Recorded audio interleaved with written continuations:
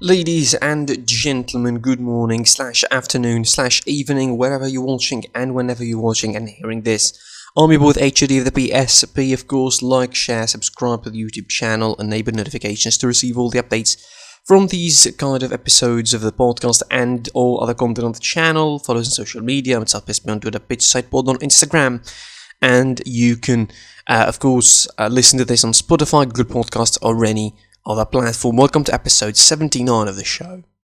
Of course, we're still in the Champions League spirit pretty much, so we're still going on with what's going to happen today. But before that, of course, let's always go back and retract what we saw and react to what we saw yesterday in the Champions League. Two matches took place in that competition, of course, in Ferencváros Arena in Hungary.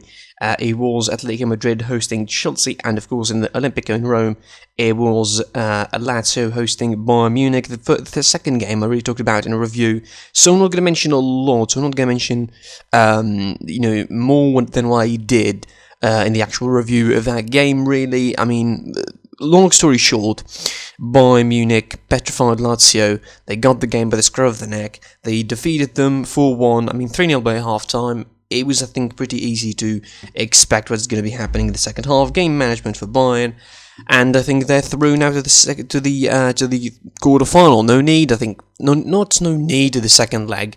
But it's not exactly like the second leg is going to be changing anything in that sort of situation in that game.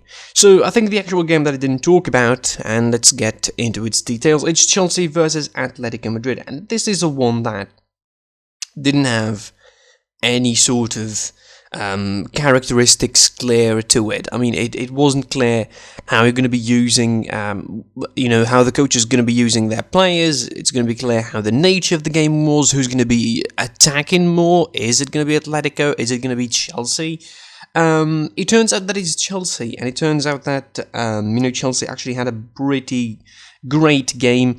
The defeat 1-0 wasn't just about just scoring that goal, which is, in one way beautiful, in one way controversial, because some would say that it's an offside. In most leagues, it would be counting an offside, but I don't know how the VAR saw it as a proper goal. I'm not saying that it is an offside, but there's big doubt over it, and over whether the pass came from the defender's leg or came from the from Mason Mount. The lineup that Thomas Tuchel used was pretty smart, I would say, considering the absences that Atletico Madrid had. He read the situation really well, starting with Kovacic and Jorginho. I think probably realizing that Atletico Madrid are going to be, set in the back a little bit more just than usual. I don't know. I don't understand why Diego Simeone decides in these games, in particular in the Champions League, to just stay in the back and be defensive. We saw it last season with Liverpool. We saw it happen against Liverpool. It gave a good result, but it didn't give a good result against Leipzig in the quarterfinal. So sitting in the back, just defending against Chelsea, albeit Chelsea couldn't do a lot in the first half, and they didn't manage a lot of opportunities, still, Atletico Madrid on the other side didn't have any. So I think the game management from Tuchel was really smart. The lineup he chose was really, really smart. Again, not using Conte was pretty good, because I think against a side like Atletico, you didn't need someone to break normal play or possession, because Atletico Madrid do not play that way. They're not the side who's going to be rolling the ball back and sideways and back and sideways and back. We saw that happen. And it didn't. The number of passes clearly tells you the whole story. 167 passes for Atletico in the first half. Overall it was 400. They had a good completion, but mostly the completion of passes was behind to the three at the back, to the goalkeeper. Mostly of the times to Samuel and Koke. So I think, I don't see Chelsea going through now. I don't see Atletico going through now. So Chelsea, I think, managed the game really well. They got what they needed. They saw off the game pretty well. After they scored the goal, then they got Conte into the game. Then they got the likes of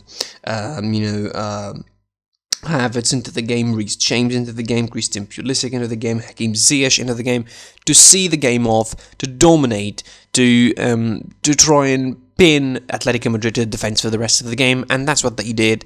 They managed the game again pretty well.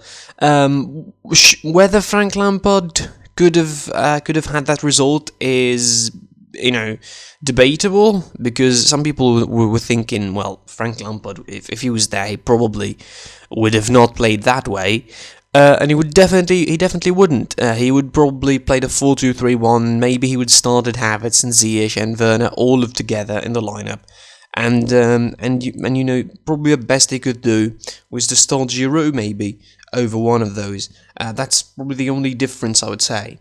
The only big common point, between him and Tuchel, probably in the game management. But overall, Chelsea, I think, are one step in the quarterfinal, one step through, almost out through the other side. Atletico Madrid need a lot of work to do in the game at Stamford Bridge, or hopefully it will be played at Stamford Bridge, because it looks uncertain at the moment that the second leg is going to be played in England.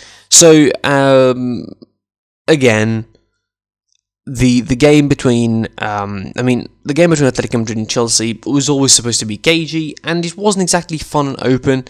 Chelsea got what they needed. Thomas Tuchel got what they needed. He needed this victory in particular. This is a victory that Thomas Tuchel needed. This is a victory that is going to build him momentum in the league as well. This is a victory that is going to sort of take a lot of pressure off his shoulders, because that is the test that was expecting, or that was waiting for Thomas Tuchel in the wings, the game against Atletico Madrid, because back when he was appointed, I think everybody looked at the game and this game and said, well, this is the real test, isn't it? It is, and he passed it in the first 90 minutes of it. He's waiting for the second leg. We're all waiting for the second leg. We'll try and see what is going to be exactly happening with Atletico Madrid. I mean, they need a lot of work. Again, they need to work a lot if they want to, wrap their heads around a game plan for the second leg. Enough now with the past, and let's go to the present and today's Champions League fixtures. To pretty, not unbalanced game, because one of them I think is more balanced than the other. Atalanta host Real Madrid, of course, on the Stadio Azzurri in Bergamo. This is a game that I think all eyes are going to be on tonight. I'm not saying nobody cares about the other game between Mönchengladbach and City, but I think the Atalanta and Real Madrid game is definitely more interesting, and there's where we're going to be starting from our preview and expectations for the game. Atalanta currently standing at 5th in the Serie A, and not very far from Champions League spots, really. They are in the mix for that as well. Host Real Madrid team that are, second in the league, 3 points behind Atletico Madrid, and they got a big boost, I think, out of it, despite the fact that the last game they played in the league against Valladolid wasn't exactly, joyful, didn't bring a lot of happiness to the fans. Like, Thibaut Courtois was the man, and Real Madrid didn't do a lot in that game, aside from scoring the goal, really.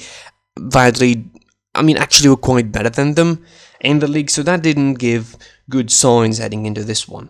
And almost everyone sees also the long list of injuries that Real Madrid have, starting of course with Karim Benzema, no Daniel Carvajal, no Eden Hazard, no Marcelo, no Militao, no Odriozola, no Ramos, no Rodrigo, and most importantly, no Federico Valverde. And why Federico Valverde in particular is important, because you have in a midfield in Atalanta that is, formed out of two probably the most hard-working midfielders in the world. I would certainly rate those up there with Kimmich and Goretzka as a duo in terms of hard work in Martin de Roon and Remo Freuler. And obviously they have the great wing backs. Hateboer is not playing, so I'm assuming it will be Melee on the right hand side.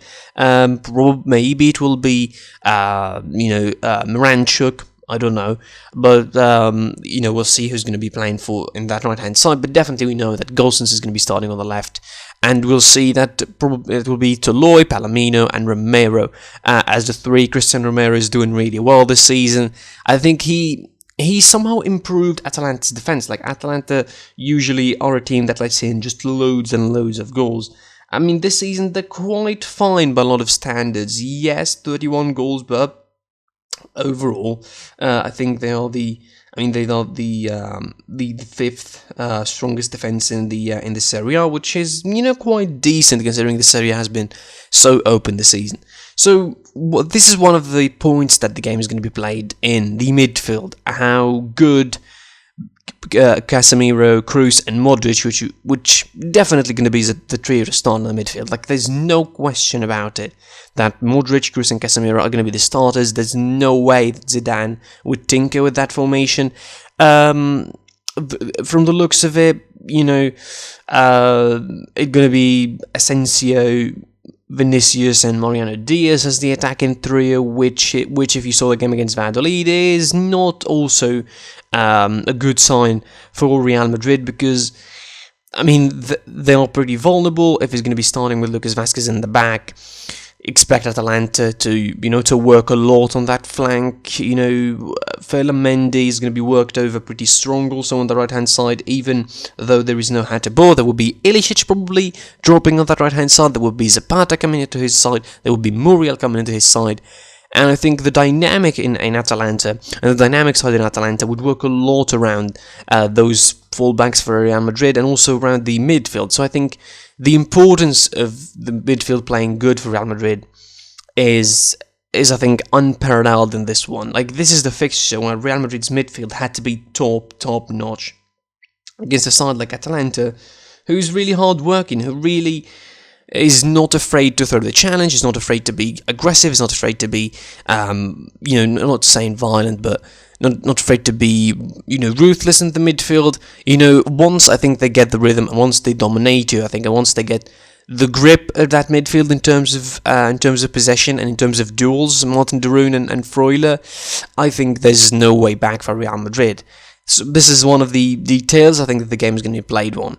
Two, it's going to be played on how Real Madrid are going to be starting the game. Are they going to be starting the game, very cagey and caving in the back, which I think people almost expect that to happen now, with no Ramos on the side, with no Benzema on the side, with no Valverde again on the side, with a lot of players injured.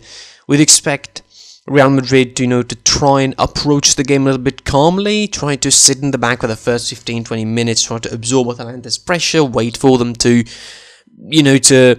just leave themselves exposed, which is something that they can do, for the likes of Asensio, Vinicius, and Mariano Diaz to capitalize. But I'm doubting the fact that aside from Vinicius, that Diaz and Asensio have the speed or the drive enough to break away and to lead breaks, unlike Karim Benzema, who's going to be dropping, who would have been dropping and of course moving diagonally, trying to set up space for his teammates, trying to set up the play, trying to link up and do all sorts of movement. Diaz and Asensio are not the same. They will not do that. And again, aside from Vinicius, who even with all of his speed and trickery, quotes unquote, he's not the finished article. He still has a lot of work to do. He still doesn't have the poise that a player in Real Madrid should have, really, because if you're playing for Real Madrid and you're doing that sort of wacky kind of style of play where you're just trying to break past players and you don't focus in terms of shooting and finishing, you're not getting it and you're not doing it right. As for Atalanta, I think they're going to be pulling all the eggs in the basket. Zapata, Muriel, expect Ilicic to start behind them. I doubt Muriel is going to be starting. I don't see it happening for some reason. I don't see Muriel starting.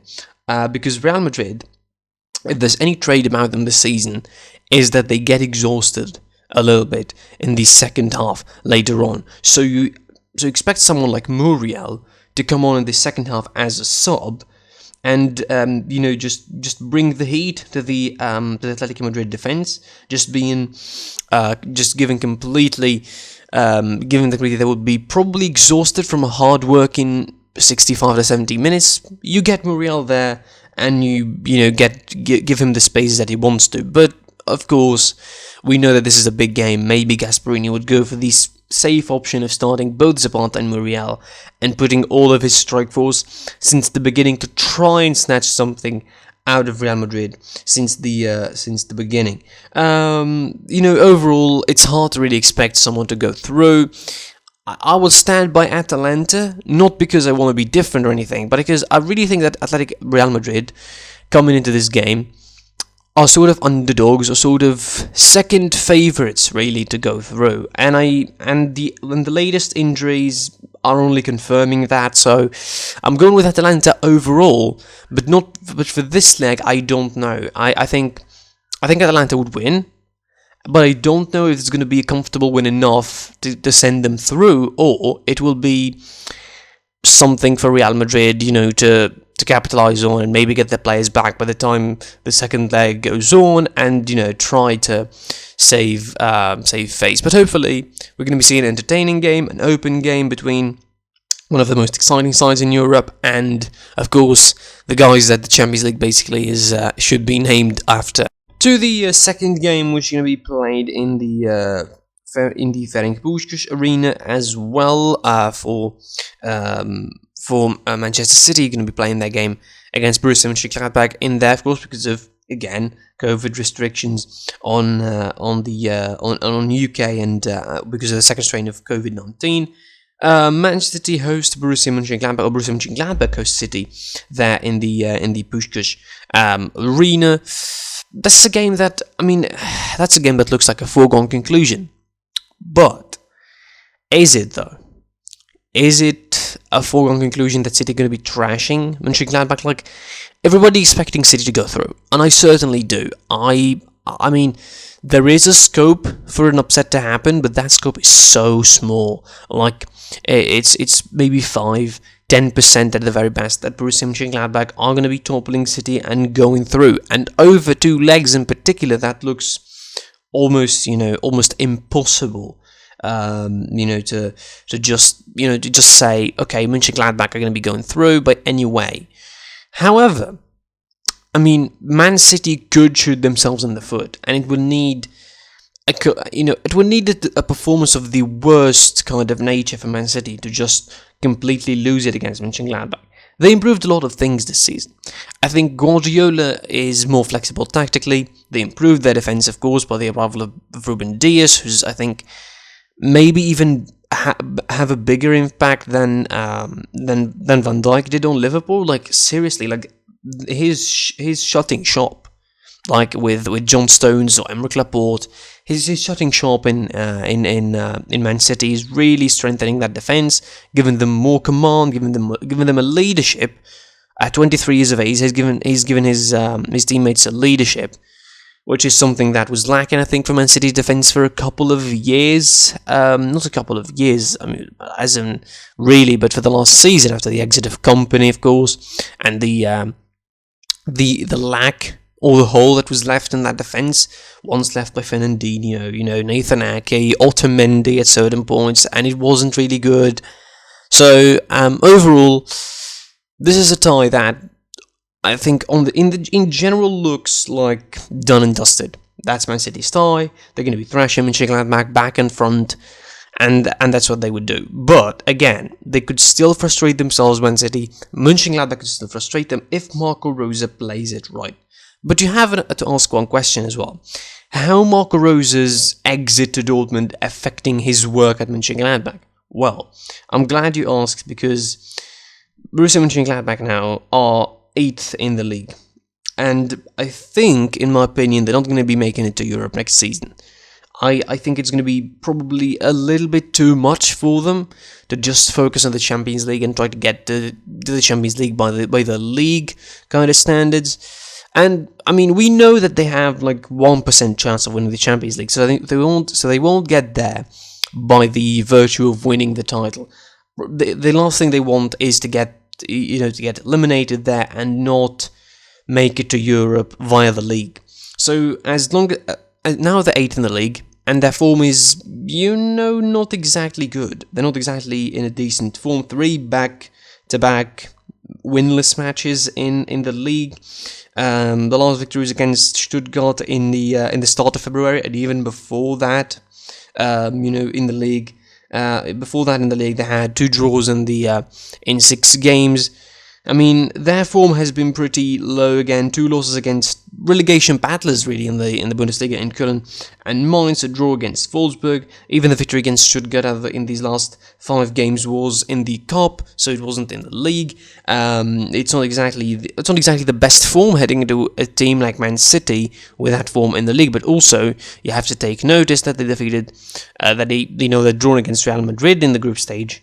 And their form wasn't exactly great as well in the league at the time. So, for Mönchengladbach, I think, the slimmest of chances that they have is defend really well, defend really strong, try to, whatever they do, not allow spaces for City. Like, defending for 90 minutes it will be, they will try not to allow spaces for Man City, because once you allow space for Man City, they're going to score first, they're going to score second, they're going to score the third, and so on, and it will be, a festival of goals in their net. So as long as they keep, the shop closed, figuratively, and they don't concede goals early, it will give them a little bit of a taster. And we saw teams getting points from Man City this season. It's not like an impossible task, but, I mean, the only team that took points from Man City, like in the last 20 games or whatever, it was West Brom back in late 2020. Back in December, where West Brom, took points of Manchester City and forced them to drop points on their own stadium, and that required a defensive performance of the absolute best order from West Brom, in which they didn't do anything pretty much to concede another goal. And from that point onward, Man City could not, just could not. They couldn't drop points if they want to. Since they have been on 18 victories on the bounce, and in all competitions. And if that looks like it spells doom for Mönchengladbach, well, because it does spell doom for Mönchengladbach. Again, it depends on how they would defend, if they would let space for Man City, if Man City would score early, because that is going to give them a lot of command, even if they don't score afterwards. Like we saw against Arsenal. They just rest themselves and just control the game, control the pace, and they never look in threat. So, if they do that against Mönchengladbach, that's done and dusted. If City win with whatever result, even 1-0, it would be done and dusted, because when it comes to the second leg in their home, it will be, pretty much controlling and, trying to absorb the pressure of Mönchengladbach, who are going to be trying to make a reaction, but Man City in the end are going to swoop over and clear the deck. Predictions, I think, for this game. I'm holding my prediction really for a scoreline, but I don't know. I have a gut feeling that probably there will be something wrong with Man City today. I don't know why. Like Champions League and Man City, there has to be something wrong. But again, we'll see how Mönchengladbach did with it. Mostly it should be a City victory because they're favourites to do so. But we'll see what Mönchengladbach can do. We'll see if Marco Rose can not outsmart Pep Guardiola, but maybe outdo him on one tie, at least in one game, on the neutral venue. So my prediction for that, I think, is going to be Man City winning, but I don't think it's going to be that big of a thrashing. I mean, on a personal level, I hope I'm wrong. I hope Mönchengladbach do something, really, and make this tie a bit interesting, but it seems beyond repair. Anyway, that's it from me for this episode. Thank you for watching / listening. I was your boy, the HID of the PSP. Like, share, comment on the YouTube version, subscribe to the channel, enable notifications, help us reach the 1K mark. And follow us on social media. I'm at PSP on Twitter, page, Sideboard on Instagram. And you can listen to this on Spotify, Google Podcast, or any other platform. And until the next time, which is going to be the review for Atalanta versus Real Madrid, I will be seeing you soon. Goodbye.